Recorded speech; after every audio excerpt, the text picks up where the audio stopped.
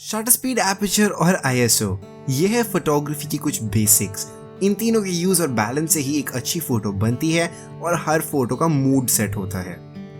ये तीनों ही लाइट को कंट्रोल करते हैं, पर साथ साथ में सबका एक अलग साइड इफेक्ट भी है और तीनों ही बहुत इंपॉर्टेंट है किसी भी फोटो के लिए। इस वीडियो में बात करेंगे हम शटर स्पीड की।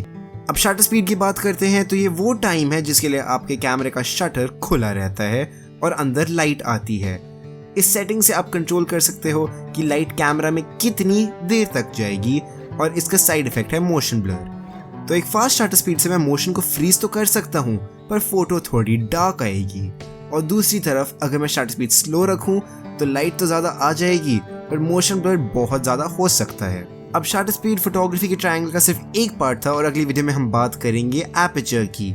तो उसके लिए नोटिफिकेशंस तो ऑन रखो ही, बट अभी जाके डिस्क्रिप्शन के लिंक से इंस्टाग्राम पे फॉलो करो, क्योंकि सारी इन्फॉर्मेशन सबसे पहले वहीं मिलती है। तो उसी के साथ अगर ये वीडियो आपको हेल्प करे तो लाइक कर दो, और ये रही कुछ और वीडियोस जो मुझे लगता है आपको चेकआउट करनी चाहिए, which will really help you.